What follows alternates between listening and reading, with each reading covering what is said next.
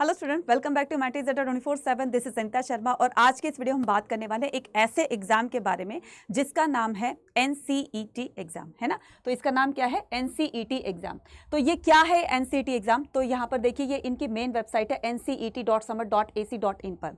तो अभी हाल ही में कुछ दिनों पहले एक न्यूज़ आई थी कि अब क्लास 12th के जो स्टूडेंट हैं, है ना, क्लास 12th के बाद जो भी स्टूडेंट टीचिंग लाइन में अपना करियर बनाना चाहते हैं तो उनको इस तरह का एक कोर्स करना होगा और फिर उसके बाद एक एग्जाम कंडक्ट करवाया जाएगा। देन उसके बाद वो गवर्नमेंट टीचर के लिए एलिजिबल हो सकते हैं ना। अब ये वही उसी कोर्स की बात कर रहे हैं, ये उसी डिग्री की बात कर रहे हैं जिस डिग्री के बिहाफ पर आपका गवर्नमेंट टीचर में आप क्या करोगे, एलिजिबल हो सकते हो, है ना। तो क्या है ये आईटीईपी एग्जाम? क्या है आईटीईपी? क्या है ये और किस तरह से ये जो एनसीईटी का जो एग्जाम है वो कंडक्ट करवाया जाता है, तो इसके बारे में पूरी जानकारी लेंगे, है ना। तो पूरी जानकारी लेंगे। अभी आपने थोड़े दिन पहले ये पब्लिक नोटिस आया था 13 अप्रैल को, इसमें क्या बताया गया था? इसमें इसकी पूरी जानकारी दी गई है। ये है क्या? नेशनल टेस्टिंग एजेंसी यानी कि एनटीए के द्वारा ये कंडक्ट करवाया जाएगा, राइट। तो इसकी फुल फॉर्म यहाँ पर बताएगी नेशनल कॉमन एंट्रेंस टेस्ट, है ना।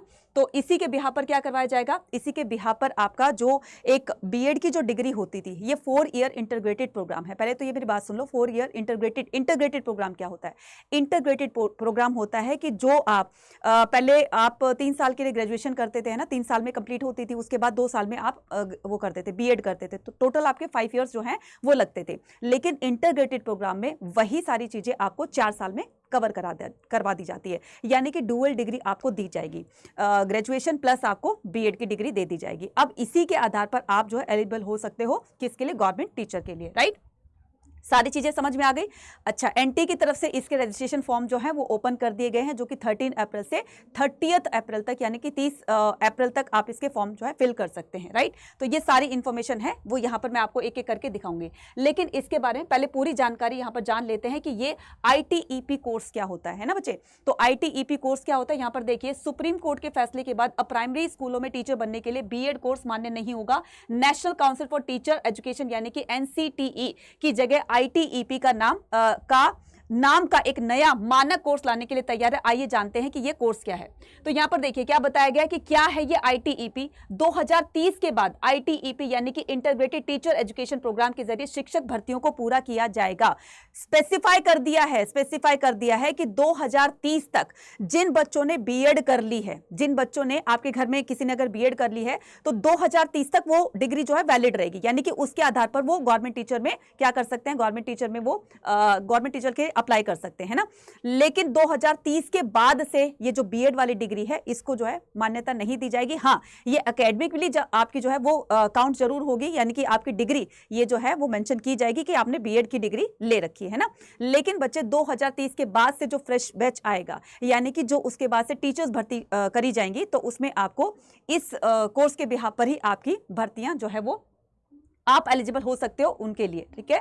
तो ये 4 साल का कोर्स होता है, लेकिन शिक्षकों की भर्ती के लिए साल 2030 से 4 वर्षीय बीएड या फिर 4 वर्षीय एकीकृत अध्यापक शिक्षक कार्यक्रम आईटीईपी डिग्री को अनिवार्य करने की तैयारी है। यानी कि अब ये कंपल्सरी कर दिया जाएगा कि आपका पूरा का पूरा जो एक बेस होगा वो सारा किस पे डिपेंड करेगा कि आप गवर्नमेंट टीचर के लिए अप्लाई किसके बेस पर कर पाओगे, वो कर पाओगे आप इस नेशनल कॉमन एंट्रेंस टेस्ट यानी कि एनसीटीई के बिहास पर, है ना।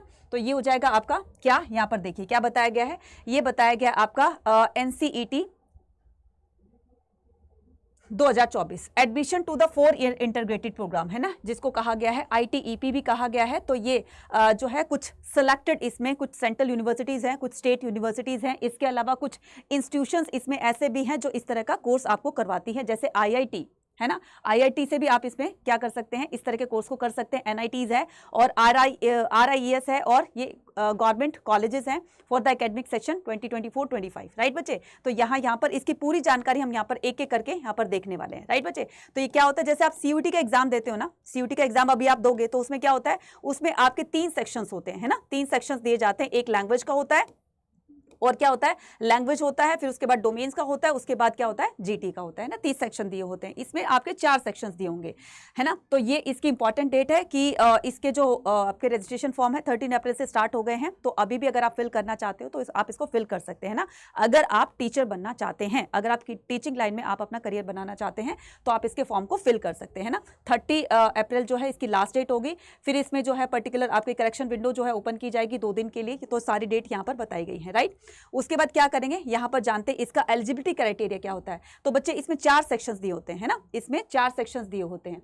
तो सबसे पहले हम बात करेंगे कि मैडम इसको फॉर्म फिल जब हम करेंगे तो थोड़ा सा इसका फीस का आइडिया और बता दीजिए। यहाँ पर देखिए जनरल कैटेगरी के लिए 1200 फी रखी गई है, ओबीसी, एनसीएल और ईडब्ल्यूएस के लिए 1000 रखी गई है, और इसके अलावा ये जो आपका थर्ड जेंडर है इसमें आपकी 650 यानी कि एसटी, एससी, पीडब्ल्यू, बीडी और थर्ड जेंडर के लिए 650 का ये आपको फी सबमिट करनी पड़ेगी। इसके अलावा जान लेते हैं कि इसमें जो एलिजिबिलिटी क्राइटेरिया यानी कि सब्जेक्ट कॉम्बिनेशन है वो क्या क्या रहेंगे और कौन इसको फिल कर सकता है। तो क्लास 12 के बाद आप इसको फिल कर सकते हैं ना। क्लास 12 के बाद अगर आप टीचिंग लाइन में अपना करियर बनाना चाहते हैं तो आप इस फॉर्म को फिल कर सकते हैं। अब इसमें सब्जेक्ट कॉम्बिनेशन क्या रहेंगे, तो यहाँ पर हम पूरी जानकारी जान लेते हैं कि इसमें सब्जेक्ट कॉम्बिनेशन क्या रहेंगे और किस तरह के सेक्शंस में इसको बताया गया है। तो यहाँ पर जान लेते हैं पूरी डिटेल इसमें, राइट बच्चे, पूरी डिटेल जान लेते हैं। तो पूरी डिटेल जानने के लिए आपको क्या करना है, पूरी डिटेल जानने के लिए आपको यहाँ पर जाना है, ठीक है। ये हो गया पूरी डिटेल जानने के लिए। जब अब आपने इसको पब्लिक नोटिस को ओपन किया तो पब्लिक नोटिस ओपन करने के बाद यहाँ पर पूरा का पूरा क्राइटेरिया बताया गया है। ये आपकी इंपॉर्टेंट डेट है। इसके अलावा यहाँ पर नीचे ना 4 सेक्शंस दिए होंगे, है ना। तो 4 सेक्शन से ही आपको इसका एग्जाम देना है। तो 4 सेक्शन कौन कौन से हो गए, फर्स्ट हो गया आपका लैंग्वेज। इसमें बताया गया, ध्यान से देखिएगा, लैंग्वेज 1 और लैंग्वेज 2 दो लैंग्वेज आपको चूज करनी होगी, ठीक है। दोनों लैंग्वेज से ही आपके क्वेश्चन पूछे जाएंगे। तो there are the 38 different language, any 2 language need to be chosen. तो आपको 2 लैंग्वेज 1 और लैंग्वेज 2 चूज करनी है। नेक्स्ट बात करते हैं, आपका सेक्शन 2 होगा डोमेन स्पेसिफिक होगा, यानी कि आपके क्लास 12 में जो भी डोमेन्स थे, जो भी आपके मेन सब्जेक्ट थे, आपको उनमें से कोई 3 सब्जेक्ट जो है वो आपको चुनने होंगे। यहां पर दिया गया है any 3 subject as the desired applicable university. तो उसमें आपको कोई भी 3 अपने डोमेन जो है वो चुनने होंगे। थर्ड सेक्शन जो आता है वो आता है आपका जीटी का, जो कि क्या कहा गया, मैंडेटरी सेक्शन होगा। यानी कि जब आप बोलते थे ना कि जीटी की क्यों ही तैयारी करें, जीटी है तो उसको फॉर ग्रांटेड लेते थे, है ना। लेकिन यहाँ पर इस एग्जाम के लिए जीटी रिक्वायर्ड होगा, मैंडेटरी होगा, ठीक है। उसके बाद सेक्शन 4 में हम क्या करेंगे, टीचिंग एप्टीट्यूड की बात करते हैं। टीचिंग एप्टीट्यूड भी इसमें मैंडेटरी रहेगा। तो आपको लैंग्वेज, डोमेन और जीटी और टीचिंग एप्टीट्यूड, तो इस तरह के 4 सेक्शंस दिए होंगे, है ना।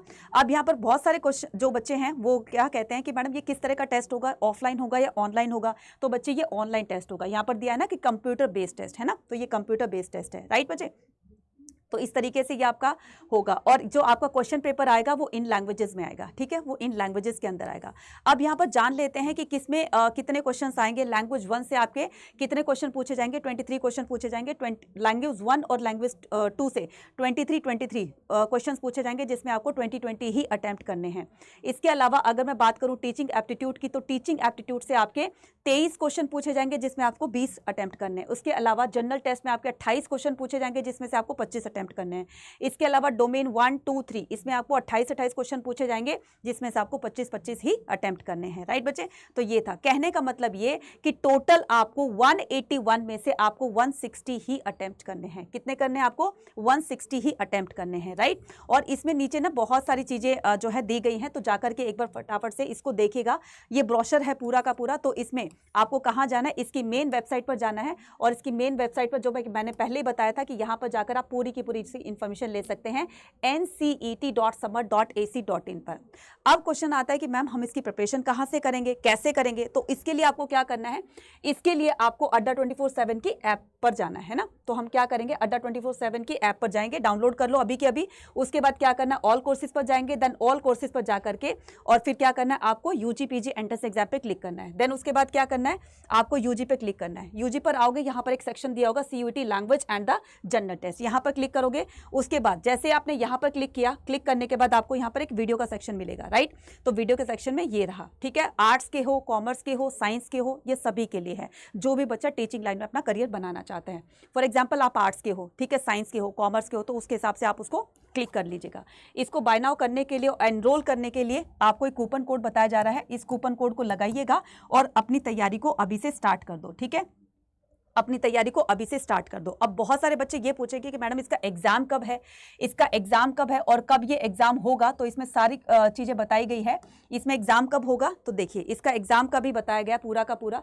इसमें जो एग्जाम बताया जाएगा वो बताया गया है कि 12 जून को होगा, ये रहा है ना, 12 जून को होगा। डेट ऑफ एग्जामिनेशन 12 जून है ना। तो 12 जून से पहले पहले आप इसकी अच्छे से प्रिपरेशन कर सकते हो और अच्छे से प्रिपरेशन करने के लिए आप यहाँ पर इस कोर्स को ज्वाइन कर सकते हो और ज्वाइन करते ही आपकी प्रिपरेशन स्टार्ट हो जाएगी और अच्छे मार्क्स से आप इस एग्जाम को क्लियर कर सकते हैं। ठीक है, अगर इसी तरह की और भी इन्फॉर्मेशन जाननी है तो आप मुझे कॉमेंट सेक्शन में लिखकर बता सकते हैं। Bye bye and take care to all of you.